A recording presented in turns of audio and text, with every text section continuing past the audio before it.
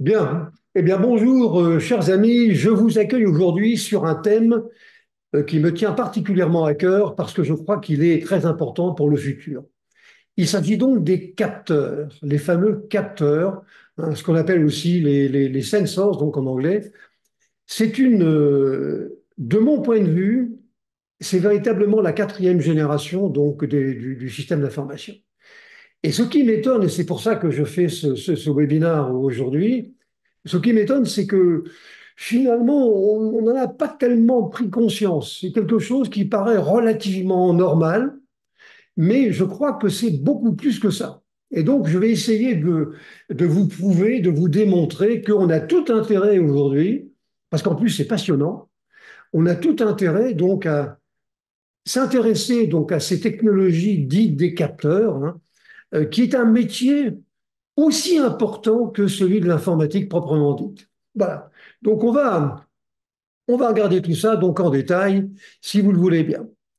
Alors, je vous propose donc un sommaire, hein, comme d'habitude. Je vais essayer donc de vous démontrer que c'est une fonction régalienne du TI, parce que c'est un petit peu ça le problème. C'est que beaucoup de directions informatiques considèrent que ça, c'est des fournisseurs, c'est des boîtes noires, c'est des trucs qui sont faits pour mesurer quelque chose et nous, on s'intéresse simplement à ce qui est produit.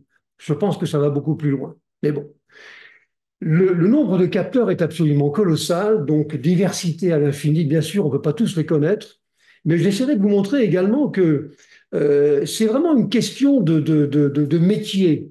Les gens qui s'occupent de gestion de l'énergie, eh bien, vont s'intéresser à des capteurs qui vont mesurer des débits, qui vont mesurer des niveaux. Vous voyez, et chaque métier finalement a sa famille de capteurs et eux, les gens du métier, pas les gens du TI, les gens du métier finalement connaissent mieux ces aspects donc de capteurs que nous au TI. Sauf que nous, il faut bien qu'on se débrouille, hein, et qu'on arrive à communiquer avec eux. On va regarder donc, vous connaissez donc les grands domaines applicatifs, hein, et on va regarder quelques exemples, hein. Ce sont les capteurs, les grandes familles de capteurs avec quelques exemples concrets. Et je pense d'ailleurs qu'il n'est pas inutile disons, de revenir un petit peu en arrière, hein, sur nos études, et en particulier sur la physique, et sur un certain nombre on va dire, de concepts de physique, l'effet Hall, les ondes électromagnétiques, tout ça, c'est quand même, je ne dis pas que c'est fondamental, mais ça nous permettra quand même de mieux comprendre ce que font, quel est le métier proprement dit donc des capteurs. Quels sont les problèmes à résoudre en matière donc d'intégration? Alors, il m'est arrivé lors d'un certain nombre de webinaires précédents d'évoquer certains aspects, hein, mais là, par contre, on est véritablement dans l'informatique et je pense que ce n'est pas une mauvaise chose que de rappeler quelles sont les architectures à mettre en œuvre et en particulier les architectures à niveau, les fameux edges. Parce en général, on aura au moins trois niveaux avec un niveau local dans lequel vont s'exprimer les capteurs pour mesurer quelque chose. Le quelque chose étant ce qu'on appellera un mesurant, un opérande, un mesurande. Et donc, ensuite, il y aura un niveau intermédiaire qui sera un premier niveau de consolidation et puis un niveau final de consolidation. Ça, c'est, on va dire, l'architecture type, hein, avec des capteurs. Donc, qu'est-ce qu'il faut connaître là-dedans? Eh bien, les systèmes d'exploitation, parce on a affaire, en réalité, les capteurs, ce sont des ordinateurs, mais qui ont des caractéristiques et des capacités qui sont plus ou moins grandes. Alors, vous avez des capteurs qui sont très puissants, hein, et vous en avez d'autres qui n'ont pas grand-chose, hein. Et donc, mais comme ce sont des machines, finalement, ce sont des circuits, eh bien, disons, les gérer par un système d'exploitation. Donc, c'est des choses à connaître. Il va falloir parler de stockage.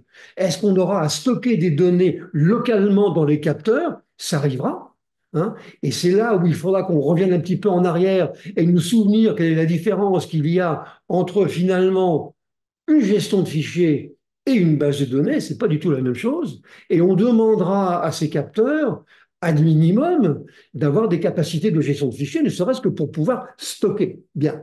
On parlera de sécurité spécifique, on parlera et je terminerai par les plateformes donc d'intégration qui, c'est une caractéristique un petit peu du moment, vont de plus en plus dans le cloud. Alors, On peut déjà l'évoquer tout de suite.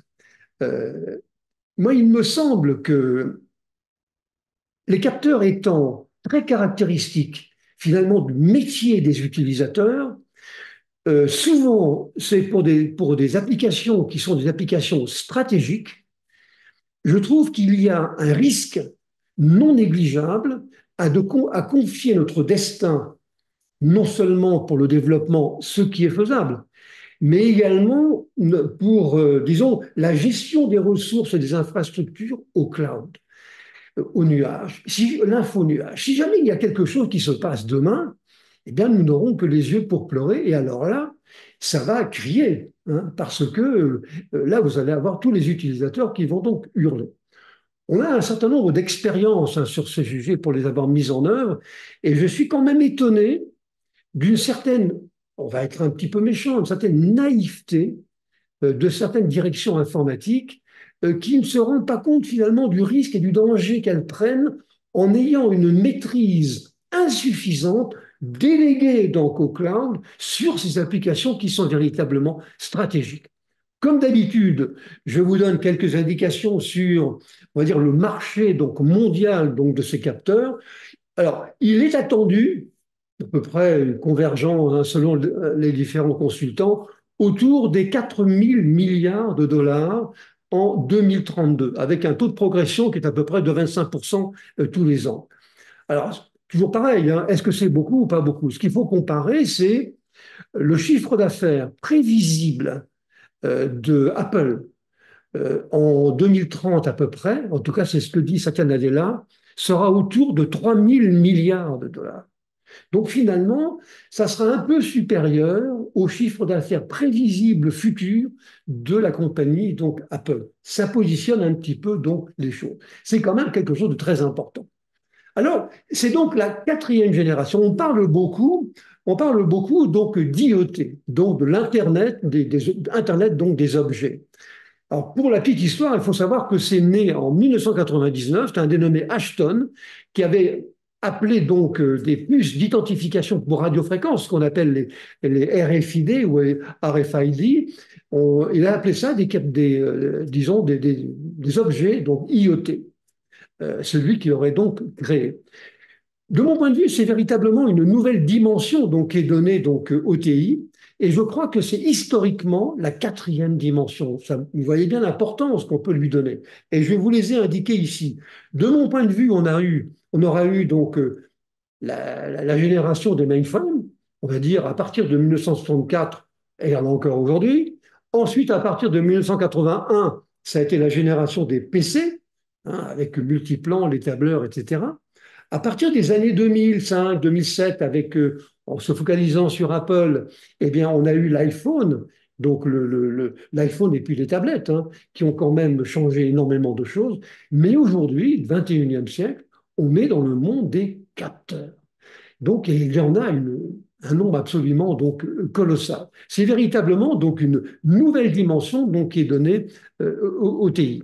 Alors, une définition, alors souvent des définitions qui sont un peu abscons, moi je vais essayer d'en donner une qui soit à peu près compréhensible, hein. C'est une infrastructure d'objets. Moi je préfère parler d'objets d'ailleurs que de capteurs, hein. Ce sont des objets qui sont interconnectés entre eux ou avec des réseaux, en réseau, dont les données sont traitées par différents niveaux intermédiaires donc de management. Donc ils sont consolidés donc en centrale, que ce soit du cloud ou pas. En fait, vous aurez dans une structure, dans une entreprise, vous pourrez avoir des dizaines de milliers de capteurs. Ah, bien sûr qu'ils ne vont pas faire tous la même chose, mais qui vont se répartir le travail et qui donc vont mesurer donc des événements et vont nous restituer donc les mesures qu'ils font. Alors, ce qui est intéressant de notre point de vue, et c'est pour ça que j'insiste beaucoup là-dessus aussi, c'est que non seulement c'est une quatrième génération donc du TI, mais c'est un mélange de technologies. Et c'est ça qui est passionnant pour nous. Parce qu'au fond, bon, alors, on fait du Java à longueur de journée, on est peut-être un petit peu trop focalisé sur un certain nombre de technologies aujourd'hui.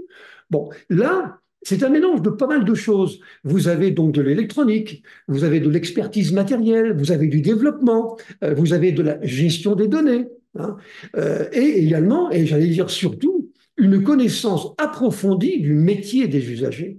Vous voyez, je crois que c'est d'autant plus intéressant ça que c'est ce que je vous indique ici, c'est que le moment est arrivé où on est un peu sur la sellette, on se demande un petit peu à quoi on sert. Hein, on dit, voilà, on va tout mettre dans le cloud, on se débarrasse de tout. C'est un petit peu, disons, la position qu'ont adopté certains managements, et à mon avis, ils ont tort, hein, tout au moins d'aller trop loin. Là, c'est une respiration nouvelle, c'est ça qui est très amusant d'ailleurs, avec des réflexes et des technologies qui nous rappellent ce qui se passait dans les années 70, 80, 90. Quand aujourd'hui, on doit développer sur un petit capteur un petit bout de code qui va faire un petit filtrage, mais alors on n'a que 4K de mémoire dans le capteur, il n'est pas question de se répandre comme on le fait aujourd'hui sur 32 gigas de mémoire. Vous voyez, donc on revient, on va dire, à des concepts et à des habitudes et des réflexes qu'on avait connus autrefois, et il me semble que c'est également intéressant de ce point de vue-là. Alors, quelques remarques, si vous voulez, pour un petit peu pour se situer, quelques remarques.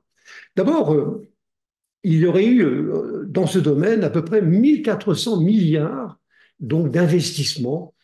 Alors, c'est mesuré, on ne sait pas trop comment, mais en tout cas, il y a eu beaucoup d'investissements. Euh, la gestion physique et logique donc de ces fameux objets, hein, des IoT, c'est vrai, elle se déporte aujourd'hui de plus en plus dans le cloud et les grands fournisseurs tels que Apple, pas Apple, tels que Microsoft avec Azure, avec bon, Oracle par exemple, ont tous des solutions qui sont quand même très abouties. Et j'insisterai également sur les solutions qui sont d'origine chinoise. Parce qu'ils sont très bons dans ce domaine. Ils ont développé donc des familles de capteurs que l'on retrouve d'ailleurs dans nos installations, hein. Et donc c'est quelque chose qui est quand même assez répandu donc maintenant et donc de très très bonne qualité. Bon, les plateformes de développement, elles se diversifient, elles aussi, elles sont donc largement donc on va dire hébergées donc dans le cloud. L'architecture edge computing, je viens de vous le dire, ce sont les niveaux, donc les niveaux d'intervention, hein, c'est bon. La sécurité, on va s'en préoccuper maintenant parce que c'est quand même très gênant. Et il y a beaucoup d'attaques qui se font actuellement sur fond donc d'objets, hein, de capteurs. On parle également de blockchain sur des capteurs. Moi, je crois que c'est un tout petit peu prématuré. Je pense que ça va venir, mais c'est un tout petit peu trop tôt. On trouve énormément de débouchés actuellement. On les verra, hein, les grands domaines donc d'application. Euh, mais particulièrement dans la distribution. Et ça, c'est un domaine qui va exploser à cause des capteurs. C'est-à-dire que vous allez rentrer dans une grande surface, dans un magasin, avec votre téléphone ou avec des capteurs que vous avez sur vous, dans vos vêtements ou dans les oreilles ou dans les lunettes, hein, eh bien, vous serez en permanence interconnecté avec des trucs et des machins qui se trouvent dans la surface de distribution. Ça, c'est vraiment quelque chose qui va énormément changer. D'ailleurs, de ce point de vue-là, la relation client-fournisseur, le fameux CRM, est en train de changer complètement. Il y a un autre domaine qui bouge beaucoup grâce à ces fameux capteurs, ce sont donc les villes intelligentes. Alors, j'ai eu l'occasion souvent de dire que j'étais très sceptique quant à la capacité de mettre en place des villes intelligentes parce que on a affaire à des problèmes de modélisation qui sont pas du tout faciles donc à résoudre, hein, mais une ville intelligente, ça sera des capteurs partout. Dans la rue, sur les lumières, comme nous disent nos amis québécois, donc les feux, vous allez en avoir partout. Hein. Et donc, c'est vrai que les villes intelligentes seront quand même un symbole donc, de l'évolution de cette technologie. Alors, autre problème que l'on trouve actuellement sur les capteurs, c'est qu'on manque un tout petit peu de standards. On a beaucoup de solutions qui sont des solutions, euh, on va dire propriétaires, hein, proposées par des fournisseurs, mais on manque quand même de standards. Il y a quelques solutions qui existent aujourd'hui, hein, mais ça, à mon avis, donc ça manque. La maintenance aura beaucoup à gagner à introduire donc les fameux capteurs dans les processus. Et on peut particulièrement citer le cas des jumeaux intelligents. On trouve de plus en plus maintenant d'installations où pour surveiller l'installation qui est fragile, dangereuse, on préfère construire une installation on va dire, jumelles, et ce sont des capteurs. Hein, et vous retrouvez donc des capteurs partout. Bien, les IoT ont fait exploser le concept donc de données personnelles. Est-ce que les IoT sont compatibles avec les recommandations que l'on nous fait? Est-ce qu'on a le droit de récupérer les données qui sont dans une maison, des données qui sont générées par ou qui sont mesurées par des capteurs et les envoyer à qui de droit, donc généralement dans le cloud? Il y a là un flou artistique quand même qui est un petit peu délicat. Alors, il y aura énormément donc, de capteurs, mais j'y reviendrai un petit peu plus loin. Par exemple, dans le domaine de l'agriculture, alors on peut être effrayé, mais j'avais eu l'occasion de le signaler, mais de nombreuses fermes, et on commence à en voir de plus en plus maintenant, avec des animaux, des légumes, vous voyez, de l'élevage, énormément de choses, et plus un seul humain là-dedans. Et donc tout est géré par des capteurs. L'arrosage, oui, donc c'est assez sidérant. Hein. Donc voilà encore un domaine donc, qui va se faire. Bon. Euh, Quant au nombre de startups, je ne l'ai pas mis ici, mais quand vous regardez le nombre d'entreprises qui démarrent et qui interviennent donc dans ce domaine, c'est absolument stupéfiant. Il y en a actuellement des dizaines de milliers et beaucoup ont une connotation et un visage avec des yeux bridés. Il ne faut quand même pas, il ne faudra pas l'ignorer. Alors, quels sont donc les grands domaines applicatifs? Alors, ce schéma, j'ai eu l'occasion déjà de vous le montrer. En gros, si vous voulez, on peut en citer quelques-uns. La gestion de l'eau, par exemple, tout ce qui est production de l'eau, et ça va être de plus en plus important, l'embouteillage, les eaux usées, bon, le transport. Le transport aérien, les avions sont de plus en plus en fait des réseaux de capteurs, hein, avec une intelligence qui normalement pourrait suppléer donc le pilote lui-même, hein, mais c'est aussi donc on va dire l'administration donc des vols. Vous savez, dans les fameux contrôleurs, s'ils n'avaient pas une assistance donc intelligente à base de capteurs, elles seraient incapables de réagir avec le volume considérable de vols qu'il y a aujourd'hui. C'est pas possible. Bon. Le trafic routier, les véhicules autonomes. Un véhicule autonome, c'est quoi? Ce sont des capteurs dans le véhicule, des capteurs qui regardent ce qui se passe autour et puis qui conduit à votre place. Mais c'est d'abord un réseau de capteurs. Donc, les véhicules autonomes, le transport maritime, les mines, donc tout ce qui est géologie aujourd'hui, tout ce qui est sismique, et la sécurité également dans les mines, c'est fondé aujourd'hui sur des capteurs. On ne peut plus s'en passer. La distribution, les fameux terminaux point of sale, donc terminaux point de vente, ce sont des capteurs maintenant, reliés à des capteurs, des terminaux reliés à des capteurs.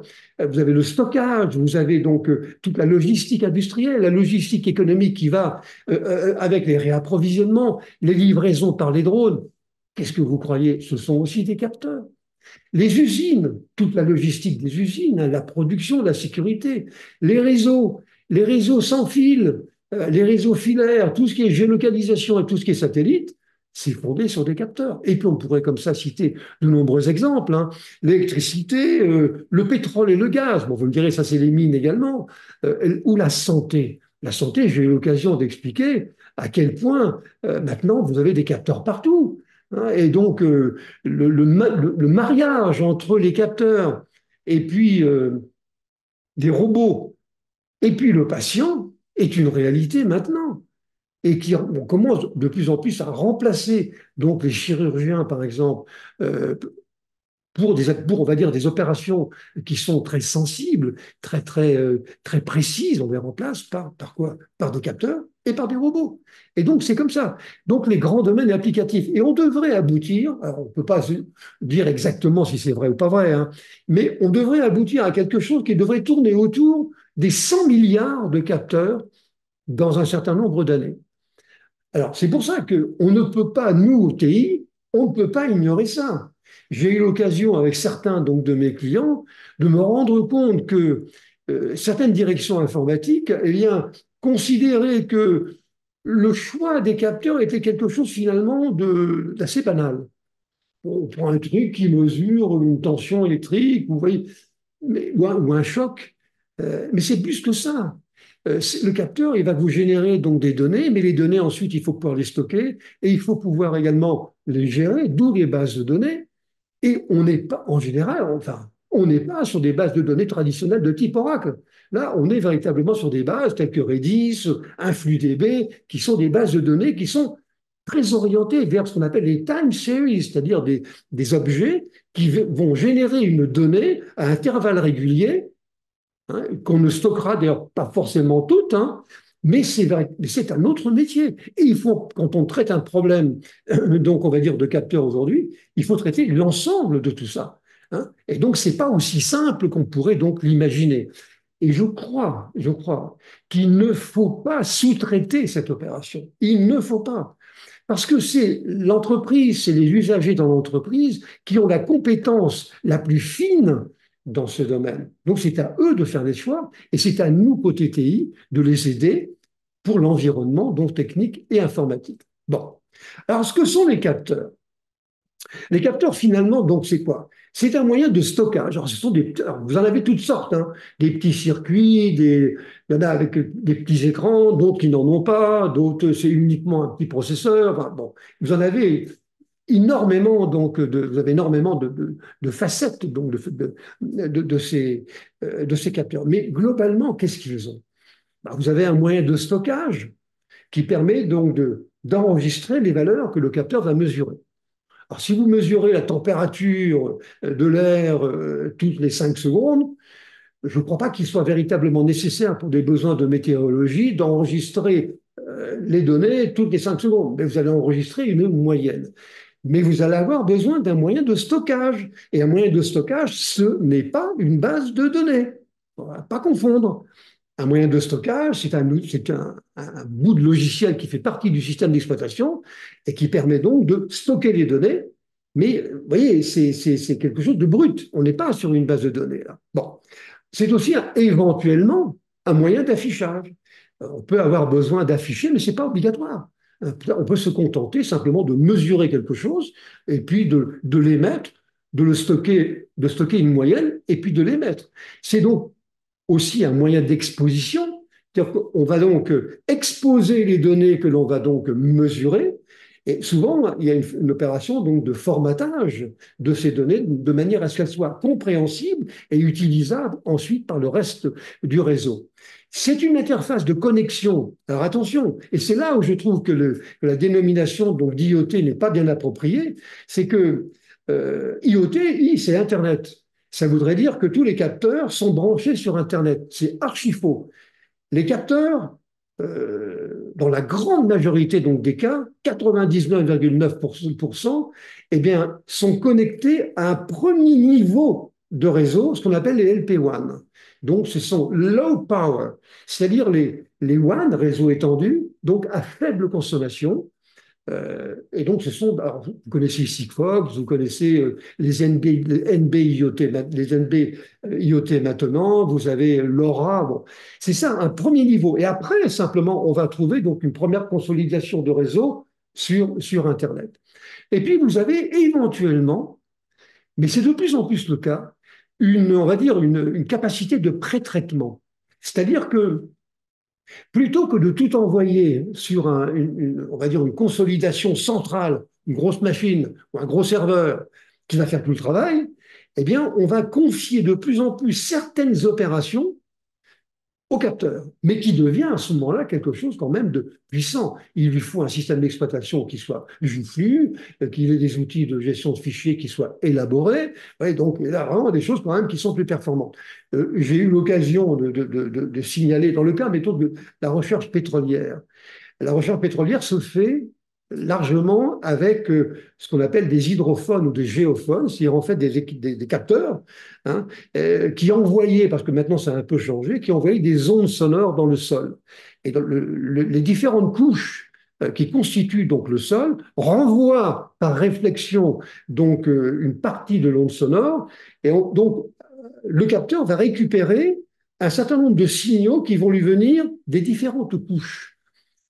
On peut très bien envoyer ça brut de fonderie sur le noyau central donc de consolidation, mais on peut aussi faire ce qu'on appelle le démultiplexage, c'est-à-dire un premier niveau de traitement de ces informations. Vous voyez, et ça, on le fait maintenant au niveau du capteur, donc géophone ou hydrophone. Donc ça allège d'autant le travail donc des systèmes centraux. Et vous retrouvez à peu près la même répartition, on va dire, de tâches maintenant en météorologie, dans beaucoup de domaines, hein, avec donc des capteurs. Donc une capacité donc, de pré-traitement. Alors, je vous l'ai dit, ce ne sont pas uniquement des petits boîtiers donc très simples, hein. Les informations qui peuvent être mesurées peuvent être très complexes, hein. Donc, il ne faut pas non plus se limiter à ça. C'est pour ça qu'il y a une diversité absolument faramineuse là-dedans. Et c'est pourquoi je crois que les industries, les entreprises industrielles devraient avoir à demeure non pas des informaticiens qui vont s'intéresser aux capteurs, mais des spécialistes des capteurs, parce qu'ils sont aussi importants, voire plus, que nous au TI. Vous voyez. Alors, c'est pas les utilisateurs, mais des gens qui sont des spécialistes. Bon, très bien. Vous verrez qu'il y a des capteurs actifs ou passifs. Le capteur donc passif, c'est un capteur dont l'impédance, hein, va être sensible donc à l'un des éléments que vous allez mesurer. En fait, vous avez une impédance sur votre capteur qui va évoluer en fonction des variations de ce que vous mesurez. Bon. Alors, le capteur passif, donc, il ne génère rien, lui. Donc, il est passif. Et puis, vous avez des capteurs actifs, hein, s'ils se suffisent donc à eux-mêmes. Et les variations donc, du mesurant sont automatiquement traduites en valeurs qui sont exploitables et puis les traitements qui peuvent être effectués localement. Et ça correspond d'ailleurs un petit peu à l'idée du pré-traitement. Bon, vous avez des capteurs qui sont avec et sans contact. Et globalement, je dirais qu'il y a deux grandes familles. Vous avez donc les environnements personnels, mais aussi un peu professionnels, avec ce que nous aurons sur nous, notre interaction avec les endroits où nous allons aller, l'interaction avec la voiture, etc. Et puis, vous avez les plateformes industrielles. C'est quand même deux mondes qui sont assez différentes, hein. Bon, en gros, c'est ça. Aujourd'hui, dans ce webinaire, je m'intéresse particulièrement donc, aux aspects donc, industriels.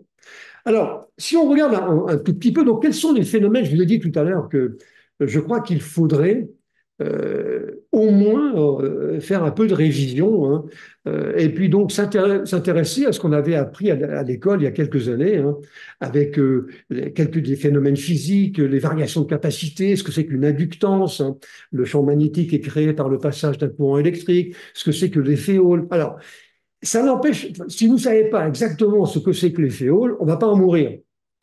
Mais c'est pas non plus totalement idiot de savoir un peu ce que c'est. Vous voyez, bon, avec l'effet Hall, en fait, le capteur va mesurer donc la tension électrique qui va être donc qui est liée au passage d'un courant électrique dans un champ magnétique. L'induction magnétique, ce que c'est que l'effet Faraday. Vous voyez, également le lien qu'il y a entre la lumière et la polarisation de la lumière et l'électricité, ce que c'est donc l'effet photoélectrique. Très bien. Vous avez tout ce qui est déformation maintenant, déformation mécanique, la piézoélectricité. Bon, vous avez quand même, à mon avis, intérêt à avoir une idée de ce que sont ces phénomènes, parce que c'est sur ces phénomènes que les capteurs sont basés, et c'est sur ces phénomènes que les capteurs vont mesurer les choses. D'ailleurs, nous allons publier très prochainement, donc chez nous, une espèce de catalogue, mais vu du point de vue de la physique, hein, de tous ces effets qui sont utiles. Alors, je vous dis encore une fois, ce n'est pas vital. On ne va pas en mourir si on ne le sait pas. Mais je pense que ça peut nous aider. Bon. Alors maintenant, chacun des capteurs va être donc caractérisé par un certain nombre donc, de critères. Vous aurez l'étendue des mesures, hein, les valeurs minimum et maximum. Vous allez avoir la sensibilité, c'est-à-dire la plus petite variation du signal de sortie que le capteur va être capable d'afficher. Ne pas confondre avec la résolution.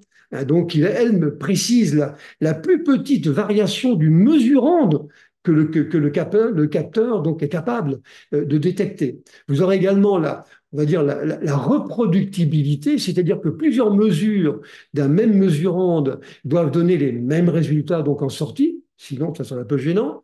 Et on parlera également de linéarité. qui s'attache à ce que l'évolution du mesurant, de ce qu'on va mesurer, doit donner une évolution linéaire, alors une droite ou un hyperplan, pour les valeurs de sortie. Il ne doit pas y avoir de distorsion et d'effet de bord. Bon, ça, c'est le principe, bien entendu. Mais c'est vrai que les spécialistes des capteurs sont assez familiers donc avec ce genre de choses. Alors, je vous donne quelques exemples, hein. Alors, il y en a tellement que c'est vraiment, on n'a qu'à se baisser, hein, tellement il y en a. Alors, vous avez des capteurs de température pour mesurer donc des températures. Vous avez des capteurs d'humidité. Alors ici, j'ai mis un certain nombre on va dire d'informations complémentaires qui peuvent expliquer un petit peu ce que sont ces capteurs. Vous avez des détecteurs de vibration pour mesurer donc, par exemple, le degré de vieillissement d'un moteur. S'il se met à vibrer comme un fou, c'est qu'il y a un petit problème. Vous avez des capteurs qui mesurent ça. Les capteurs de pression qui mesurent donc les variations de pression. Alors, il y en a plusieurs types, hein. Vous avez des capteurs de niveau pour détecter des niveaux de liquide ou de gaz, par exemple. Bon. Vous avez des détecteurs de choc, hein, donc qui sont assez proches finalement des détecteurs donc, de vibration et qui réagissent aux chocs et aux impacts des éléments surveillés, sur des éléments surveillés. Des détecteurs de mouvement, mais vous les avez dans votre iPhone, hein. Détecteurs donc de mouvement qui détectent les mouvements d'un objet dans une scène qui est surveillée, hein. Vous avez des capteurs de proximité qui vont vous détecter sans contact d'objets près du capteur. Ben, il est tout près ou il n'est pas tout près. Donc des capteurs de proximité. Bon, je ne rentre pas trop dans le détail de ça. Vous avez également les accéléromètres. Là encore, vous les avez dans votre iPhone, hein, qui détectent les variations de vitesse. Vous avez les détecteurs d'infrarouge, qui sont donc à la fois souvent détecteurs et émetteurs, hein, qui mesurent la chaleur émise par un objet, très utilisé dans beaucoup de domaines, en particulier dans le domaine de la santé. Vous avez les détecteurs optiques, hein, qui convertissent des rayons lumineux donc, en signaux donc, électriques, bien sûr photoélectricité. Vous avez donc les détecteurs de gaz, vous avez les gyroscopes. Alors, le gyroscope sont des capteurs qui mesurent des variations de vitesse angulaire, utilisées par exemple dans un avion. Un petit avion, vous avez un gyroscope, hein, qui vous dit un peu, qui mesure ce qu'on appelle l'axe de lacet dans l'avion, hein, quelle est la position de votre avion par rapport à la ligne que vous suivez. Donc un gyroscope. Vous avez les détecteurs, par exemple, de qualité d'eau, détecteurs d'image, détecteurs de fumée. Alors vous en avez une tonne. Et donc, bien sûr, on ne connaîtra pas tout, mais dans un métier bien précis, on peut se faire quand même une opinion assez précise de ces capteurs. Bien les comprendre, voir comment ils fonctionnent, quels sont leurs défauts, quelles sont leurs qualités, par qui ils sont fabriqués. Je vous dis, c'est essentiel, hein. Ce sont véritablement les générateurs donc, de l'information. Il faut donc ne pas être trop dépendant de ceux que l'on ne peut pas, de ceux que l'on ne peut pas contrôler. Alors, l'intégration. L'intégration, au fond, le travail que vous avez, comme nous avons, c'est quoi? Eh bien, c'est finalement d'intégrer ces capteurs dans une entreprise, dans une usine, de les installer d'abord, de leur faire mesurer quelque chose, récupérer ces informations et puis écrire éventuellement les applications pour utiliser ces informations qui sont générées. Alors, cette intégration, elle n'est pas forcément évidente. Alors, est-ce que l'on a à concevoir un capteur? Eh bien, contrairement à ce qu'on pourrait s'imaginer, ça arrive. Ça arrive et c'est même relativement fréquent. Certaines entreprises qui ont les moyens, bien entendu, c'est pas une petite entreprise, eh bien, ont parfois le besoin de fabriquer quelque chose qui correspond exactement à ce dont elle a besoin. Donc, alors là, bon, il faudra donc concevoir ce capteur et je vous dis, on aura intérêt à se rappeler à ce moment-là donc les leçons de physique que nous avons suivies quand on était plus jeune. On aura à développer des applications.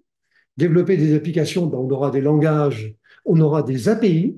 Il y en a de plus en plus aujourd'hui. Le langage, alors les langages les plus utilisés, vous allez être très étonné, c'est Python, bien entendu, mais c'est aussi l'assembleur. Pourquoi? Parce que quand vous devez monter quelque chose d'assez, on va dire, personnalisé, que vous devez programmer les capteurs et que ces capteurs n'ont pas nécessairement, on va dire, une taille, on va dire, une capacité mémoire et de stockage très importante, peut-être aurez-vous besoin de faire des économies de taille, vous voyez, et d'être éventuellement très rapide. Et à ce moment-là, vous allez tomber dans l'assembleur. Et il y a aujourd'hui toute une gamme de processeurs et de circuits qui sont des circuits qui sont dédiés donc à la fabrication des capteurs et qui se programment en assembleur. Alors évidemment, plus personne ne programme en assembleur aujourd'hui. Mais justement, c'est ça qui est amusant. C'est que je trouve que ça redonne de l'intérêt à notre métier. Parce que programmer aujourd'hui avec du Java et avec un pattern que finalement 90% du travail nous est mâché, on n'a même plus à réfléchir. Là, au moins, bah, on retrouve, peut-être pour un temps, c'est possible, hein, mais on retrouve au moins des réflexes qu'on avait autrefois qui sont quand même assez amusants. Hein, faire tenir un bout de code dans 4 cases, c'est pas nécessairement évident. Bon. Donc, développer des applications avec un retour en arrière, quand même extrêmement étonnant. Alors, il y a aujourd'hui des plateformes de développement, je vais vous en montrer un certain nombre qui existent et qui vous permettent de développer ça, mais qui sont les plateformes qui sont dans le cloud. Alors, j'ai choisi ça on aurait pu choisir des plateformes locales, hein, mais bon, c'est surtout dans le cloud que ça se développe. Il faut résoudre le problème de la connectivité. Comment est-ce que vous allez connecter vos capteurs? Alors, quel est le LP1 que vous allez choisir? Vous allez prendre LoRa, vous allez prendre une solution qui vient des réseaux cellulaires, qu'est-ce que vous allez prendre? Et c'est pas neutre, hein. Alors, en général, les capteurs ne vous génèrent pas des volumes de données absolument considérables. Encore que, ceux qui vont contrôler, mettons, qui ont surveillé on va dire une voie de circulation, les voitures, ben, prenons des images. Oh, les images, elles sont quand même relativement encombrantes. Hein. Donc, vous aurez à faire des choix. Hein. Vous allez à regarder, à évaluer la bande passante qui sera nécessaire. Est-ce que c'est simplement quelques valeurs numériques à envoyer, mettons, toutes les 5 minutes? Là, vous pourrez vous contenter d'un Sigfox, d'un petit réseau qui, lui, est fait pour ça. Hein. Donc, vous aurez donc une problématique à résoudre qui va être une problématique de choix de la connectivité. Vous allez devoir faire des analyses hein, sur les données, vous allez devoir les transformer en données utiles. Parce qu'en général, ce que vous sortent les capteurs n'est pas forcément réutilisable tel quel. Il faut bien souvent transformer, faire un filtrage et puis faire une transformation on va dire de format. Et puis, il va vous falloir également traiter les problèmes de IoT dans leur globalité. Et je vous dis, c'est pour ça que c'est intéressant. À la fois les côtés matériels, les côtés bases de données, gestion de fichiers, développement, API. C'est en ça que c'est un nouveau système d'information. Même si les capteurs existent depuis très longtemps, hein, ça fait plus de 25 ans maintenant, mais n'empêche que c'est quand même un métier relativement nouveau. Et je le répète, qui n'a pas été toujours bien compris par l'informatique, qui considère que ce sont vraiment des boîtes noires à générer des données que nous, on sera donc capable de traiter derrière. Donc, un certain nombre de problèmes donc, à résoudre. Alors, l'architecture, ça, ce schéma-là, j'ai eu l'occasion là, également de vous le montrer. L'architecture donc d'une plateforme de capteurs, sur ce schéma ici, vous voyez à gauche, c'est un petit peu ce qui se passe. Vous avez en général vous avez, mettons, dans un environnement industriel, hein, vous allez installer des capteurs dans les usines, dans les ateliers, un peu partout, dans les fours, partout. Donc, vous allez avoir un niveau local. Ce niveau local va donc être constitué d'une famille ou de plusieurs familles de capteurs qui vont donc faire leur travail de génération donc des données. Il peut y avoir un premier niveau de pré-traitement qui peut être un traitement de la qualité, voilà, dans le premier niveau, mais on reste quand même assez proche du matériel, proche du phénomène physique que l'on veut mesurer. Bon, ça, c'est un premier niveau. Vous avez souvent des dizaines, voire des centaines de milliers de capteurs. Donc, ce que l'on fait souvent, c'est que on va donc régionaliser donc ces capteurs avec ce premier niveau. On va dire, chacune des régions va faire les mesures avec ses capteurs et puis va faire un premier niveau de traitement. Et les résultats de ces traitements vont être envoyés à un premier niveau régional cette fois-ci, et qui, lui, éventuellement, va récupérer les données et là, il disposera d'un système de gestion de base de données, donc un SGBD, et donc éventuellement aura une base de données dans laquelle il injectera les données qui lui viennent donc du local. En local, en général, il n'y a pas de base de données. Mais ça peut arriver aussi. Hein. C'est pas impossible. Hein. On évoquait tout à l'heure le cas d'InfluDB ou le cas de Redis, hein, des cas quand même très significatifs. Bon. Et donc, au niveau régional, on va faire un certain nombre de choses, de traitements. Et c'est vous qui allez décider ce que vous allez confier au capteur, ce que vous allez faire dans un premier niveau régional, mais pourquoi pas, peut-être si vous êtes une compagnie multinationale, peut-être allez-vous avoir un deuxième niveau régional, mais qui correspondra à celui d'un pays cette fois-ci, et puis un niveau central. Vous voyez, c'est donc une hiérarchie de traitement et c'est ce qui est indiqué donc ici. Voyez, trois niveaux, les capteurs, un niveau de consolidation régionale, on va dire, et puis le niveau central. C'est ce que vous montre donc ce schéma.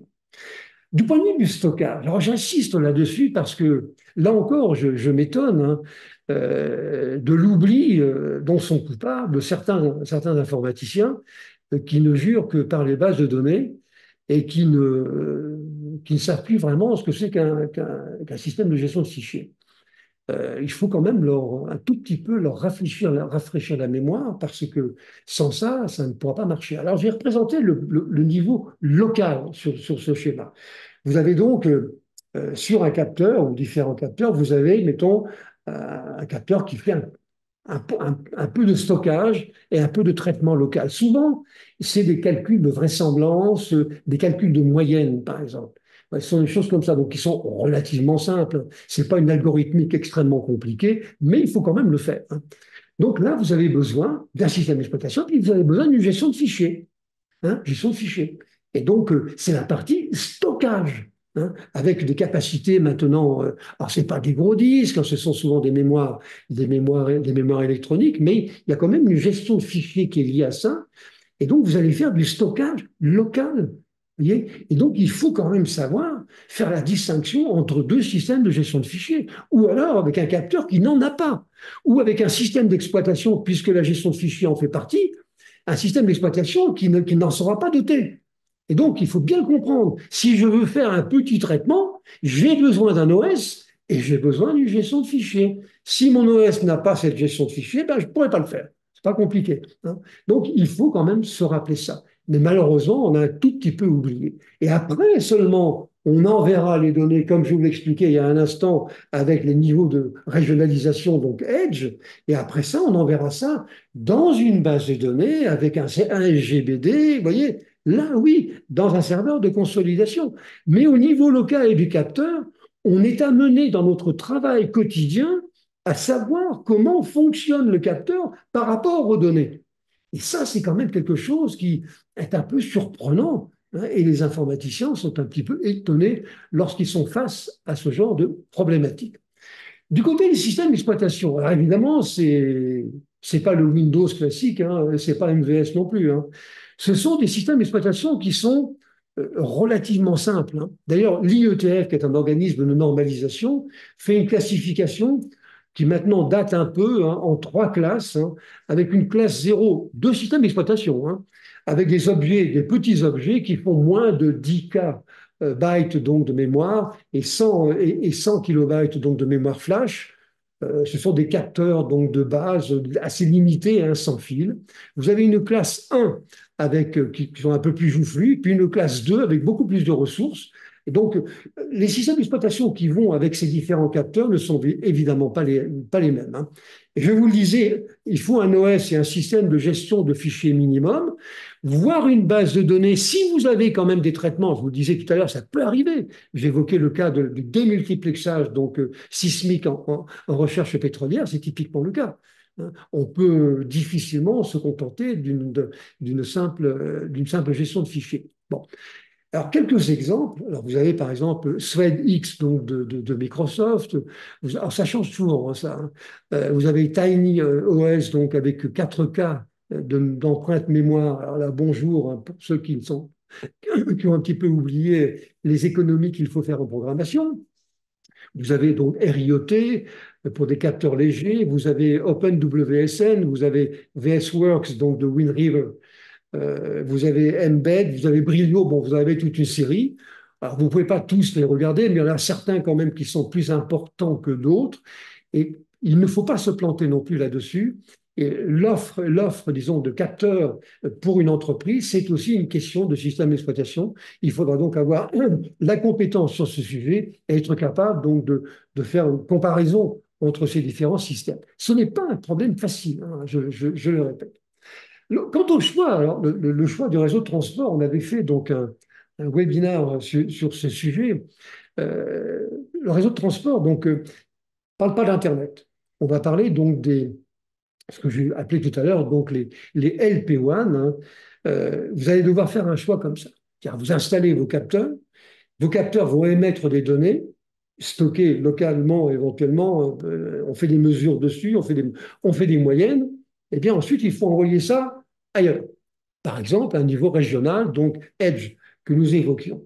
Alors, il y en a toute une série de ces réseaux. On ne va pas brancher un capteur à vocation très minimale sur un réseau 5G ou 6G très joufflu, évidemment. Ça ne pourra pas coller. C'est comme si on utilisait un marteau-pilon pour écraser une mouche. Pauvre mouche. Bien. Alors, il y a deux grands choix possibles.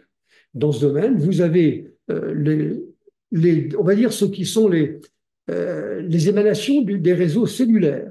Alors, les LTE, la 5G, LTE 4G, hein, la 5G maintenant, avec les familles donc de réseaux qui sont très adaptés, hein, mais qui ne sont pas les réseaux eux-mêmes. Hein. Ce sont des versions de réseaux cellulaires adaptés donc aux capteurs. Et puis vous avez des réseaux non cellulaires. Les plus connus sont LoRa et Sigfox. Sigfox étant un réseau d'origine française. Hein. Euh, LoRa et Sigfox n'ayant pas du tout la même approche, on va dire presque contractuelle par rapport aux utilisateurs. LoRa fonctionne sur une communauté, Sigfox fonctionne sur des licences. Je pense que cette méthode de licence me paraît un tout petit peu désuète, me paraît un peu dépassée. Bon. Alors, en 2026, d'après ABI Research, les cellulaires LTE, ce qui est issu, dédié au capteur, mais issu du cellulaire, devrait représenter à peu près 60% du marché. Et pour les non cellulaires, LoRa et Sigfox représenteront 40% du marché global.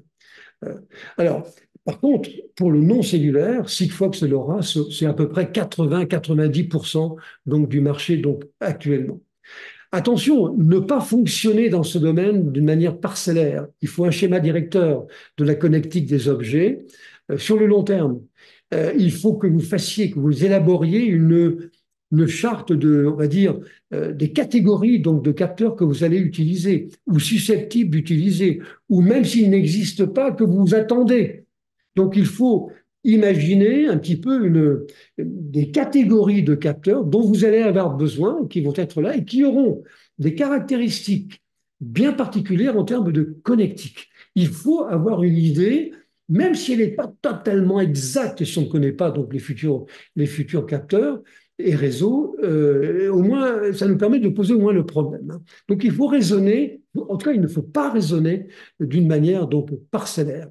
Bon, moi je pense que il faut se méfier également des solutions qui sont extraordinairement géniales proposées par les fournisseurs. Hein.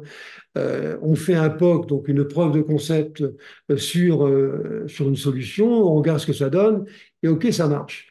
Méfiez-vous, c'est un piège épouvantable. Et parce que la situation d'aujourd'hui de vos capteurs n'a rien à voir avec celle que vous aurez donc demain et après-demain encore plus. Donc, méfiez-vous de ça. Demandez quelle est la stratégie donc, du fournisseur en matière donc, de réseau, par exemple.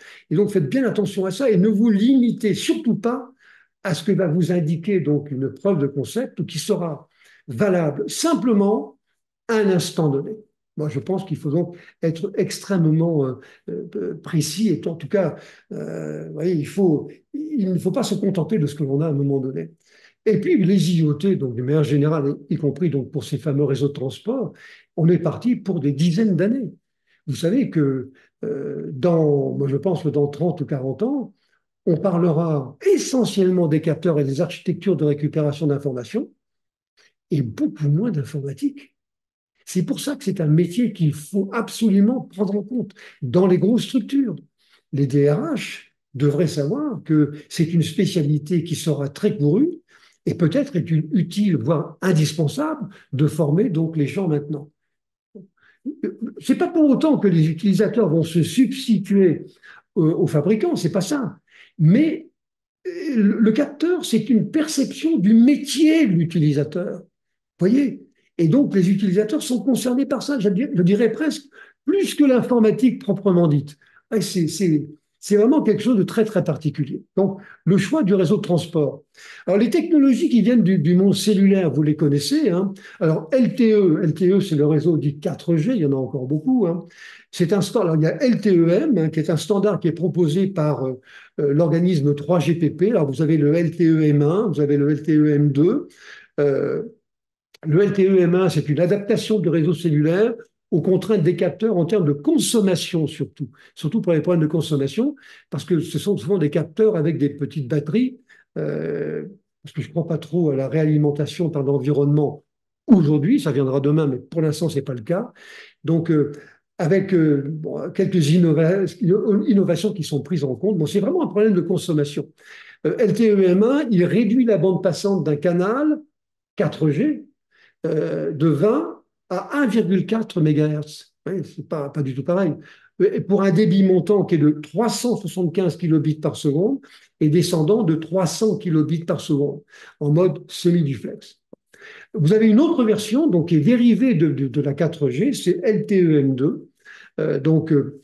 qui baisse encore donc, les valeurs donc, de LTE-M1. La bande passante tombe à 200 kHz et, avec des débits respectifs qui sont de 55 et 40 kilobits par seconde. Alors, évidemment, vous voyez bien que avec ça, vous n'allez pas pouvoir transférer des images de 1 gigaoctet, 1 gigabyte. Ça, c'est pas possible. LTE-M, cette dérivation, on va dire, des réseaux de 4G, mais vous avez pareil avec la 5G maintenant, exploite des fréquences LTE, mais ça peut être aussi des fameuses fréquences ISM. Vous savez, les fréquences ISM sont des fréquences qui sont dédiées donc, à un certain nombre d'usages, en particulier à la médecine, mais également donc, à l'industrie. Et puis on voit apparaître dans ce domaine-là une nouvelle technologie maintenant qui se répand de plus en plus, c'est ce qu'on appelle le narrowband, c'est-à-dire l'IoT avec une bande étroite. Donc, qui cette fois-ci fait 200, donc 200 kHz. Hein. C'est un standard qui est sorti il y a quelques années maintenant, mais qui se développe beaucoup aujourd'hui, avec différentes dénominations qui sont indiquées ici. C'est une technologie qui étend, si vous voulez, l'efficacité du cellulaire à de très grandes flottes de capteurs de plus de 20 000 devices. Ouais, donc on est vraiment sur des organisations qui sont considérables. Hein. Voilà, donc une solution qui est très importante, avec un certain nombre d'avantages, une bonne pénétration donc, dans les immeubles et puis les sous-sols, des débits qui sont de 20 et 250 kilobits par seconde selon qu'on monte ou que l'on descend, une très faible consommation. Un capteur ne doit pas changer sa batterie euh, plus d'une fois tous les 10 ou 15 ans. Hein. Sinon, on ne ferait que ça. Hein. Bon, vous avez ici une petite comparaison donc, avec LTE-M. Bon, donc technologie issue du cellulaire. Et puis vous avez les technologies donc non cellulaires. Bon, vous les connaissez bien. Vous avez donc le LoRa et Sigfox. Hein. Leurs critères, alors LoRa mange quand même le marché aujourd'hui, c'est le moins que l'on puisse dire. Les critères très faible bande passante, des volumes de données très réduits, quelques dizaines ou centaines d'octets par émission, et c'est pas grand-chose, hein. Des batteries entre 5 et 15 ans sans devoir les changer, une très large couverture géographique, c'est au minimum un campus industriel, et typiquement, ça peut aller jusqu'à 50, voire 100 km. Ouais, c'est vraiment des... Et puis des débits qui vont de 0,1 à quelques centaines donc, de kilobits par seconde. Alors vraiment, on est dans le bas de gamme et des coûts qui sont extrêmement faibles. Hein. Et les équipements, les capteurs eux-mêmes sont également des coûts extrêmement faibles. L'avenir dans ce domaine, il faut l'avoir quand même en tête, c'est SDR. On n'y est pas encore tout à fait, mais ça vient très vite maintenant. C'est un petit peu l'équivalent de ce qu'on appelle le SDN, donc Software Defined Network. Là, c'est le Software Defined Radio. C'est-à-dire c'est la radio définie par le logiciel. Toutes les fonctions sont implémentées sous fonction logicielle dans les objets par une intelligence embarquée taillé sur mesure. Ça, c'est un petit peu donc l'avenir, hein. Alors, l'objet peut changer l'aspect physique, on va dire la technique de modulation, le spectre de fréquence, etc. Mais finalement, le fonctionnement du capteur, lui, ne changera pas. Voyez, c'est vraiment l'avenir des systèmes donc d'attribution de fréquences tels qu'on les pratique par exemple avec la fameuse ISM que j'évoquais il y a quelques instants. Alors c'est vrai qu'il faudra toujours des fréquences, hein, mais leur usage sera beaucoup plus dynamique et changeant que par le passé. On a besoin de plus de liberté. Pourquoi? Parce que les ressources fréquences ne sont pas inépuisables. Et c'est donc pareil que les fameux SD-WAN. Alors, quelques mots simplement sur la sécurité, et puis on va évoquer donc pour terminer les plateformes donc, de développement. La sécurité donc des objets est quelque chose qui n'est pas bien traité du tout. Encore une fois, parce qu'on n'a pas pris ça au sérieux. Euh, les objets doivent être inaccessibles. Quand ils sont sensibles, il ne faut pas qu'ils soient inaccessibles, qu'ils soient accessibles. L'identité d'un objet ne se limite pas à une adresse IP, pas que ça. Donc on voit maintenant d'autres moyens donc, de décrire donc, des objets qui vont contribuer finalement à améliorer l'efficacité de la sécurité. Le système d'exploitation du capteur est souvent le vecteur par lequel on va passer pour tout casser. Malheureusement, ce sont des systèmes qui n'ont peut-être pas la robustesse d'un Windows ou d'un Linux, encore que plusieurs d'entre eux sont issus de Linux, hein. Et donc, ce sont quand même beaucoup de failles, et donc sont quand même des vecteurs de pénétration qui sont quand même assez délicats. Bon, les données, on l'a évoqué, devront être garanties en termes d'intégrité. Il ne faut pas pouvoir modifier les données sans y être autorisé, hein. Il faut avoir un outil de monitoring qui soit bien adapté donc à ces capteurs. Il faut être capable d'isoler donc un objet et de l'associer donc à un groupe restreint. Il peut être utile d'avoir un tout petit peu d'imagination, de la même manière que pour mon terminal, eh bien, avoir un peu d'imagination pour les mots de passe, hein, que je vais sécuriser. Je vais chiffrer les données qui seront donc générées par les capteurs, au moins pour celles qui sont sensibles, hein.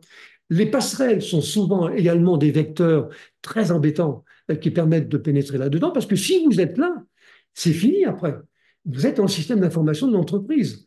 On a vu des choses qui sont absolument catastrophiques, hein. L'utilisation, par exemple, du réseau électrique, de l'électricité, la modulation de l'électricité pour transporter donc les données, c'est faisable. Le problème, c'est que du point de vue sécurité, c'est une catastrophe.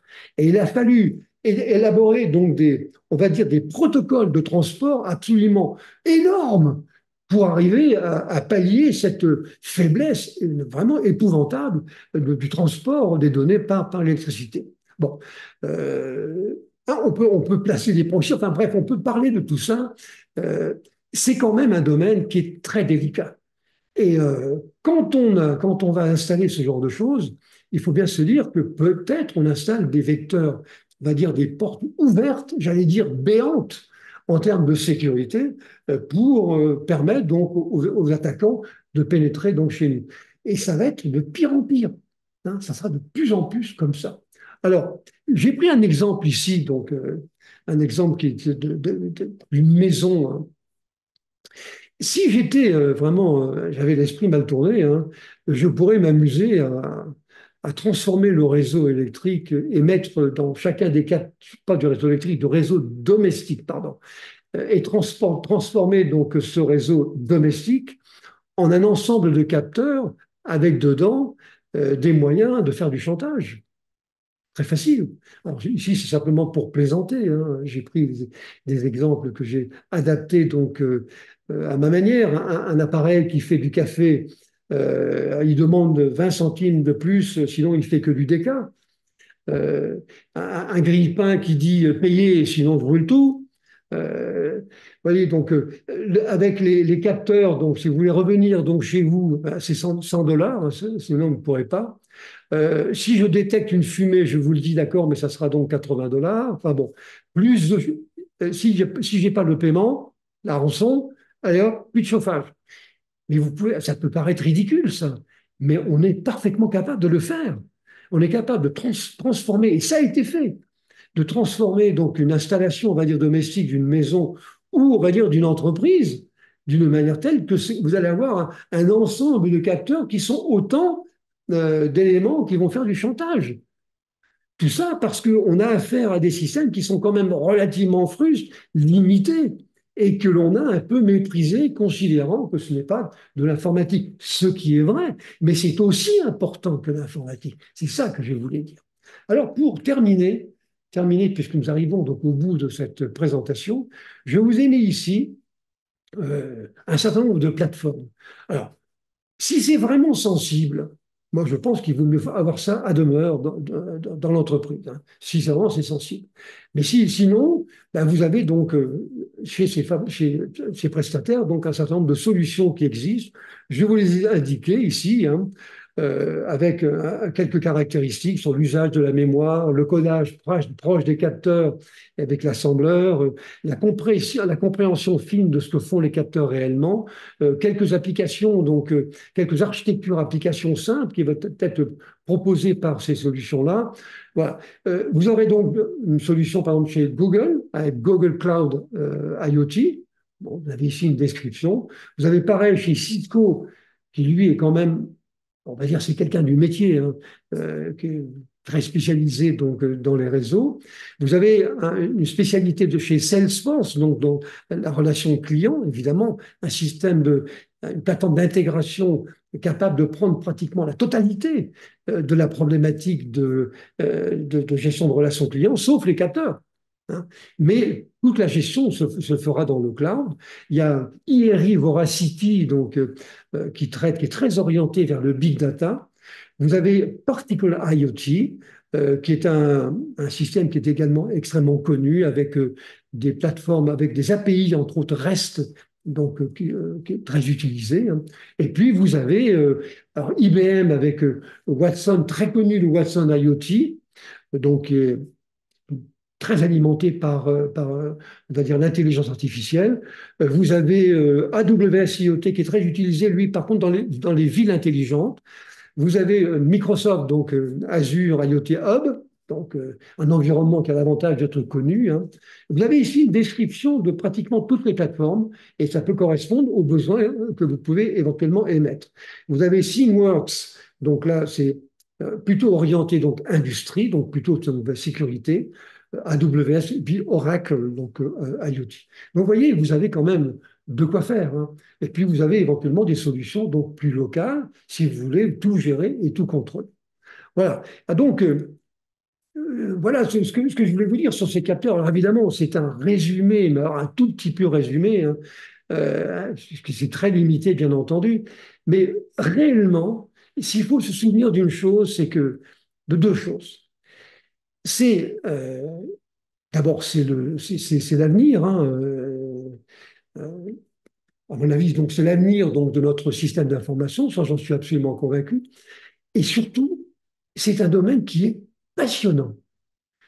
Pour nous qui sommes un petit peu frustrés aujourd'hui, hein, je le disais tout à l'heure, on est un petit peu mal à l'aise. C'est un retour aux sources. On a l'impression qu'on revient, on revit un peu. Alors, c'est vraiment passionnant et intéressant. Et c'est un travail qui se fait en coordination donc avec donc les utilisateurs. Et je crois que ce serait pour les grandes entreprises, et je sais que parmi vous, il y en a plusieurs qui vous êtes justement des grandes entreprises, eh bien, ça vaut la peine de constituer une cellule de gens qui sont des spécialistes uniquement des capteurs, mais qui en même temps sont des informaticiens, sont des développeurs et des physiciens, hein, c'est ce que je disais tout à l'heure. Voilà. Donc, écoutez, cette présentation sera disponible donc demain comme d'habitude. Je vous invite à notre prochain webinaire qui n'a rien à voir et qui, lui, va être consacré le 3 mai prochain à cette horreur absolue qu'on appelle donc le deep web ou le dark web, ne pas confondre, hein. C'est quand même une horreur totale, hein. Donc on verra ça donc le 3 mai. En attendant, chers amis, eh bien, j'espère que ça vous a intéressé et laissez-moi donc vous remercier une fois de plus pour votre aimable attention.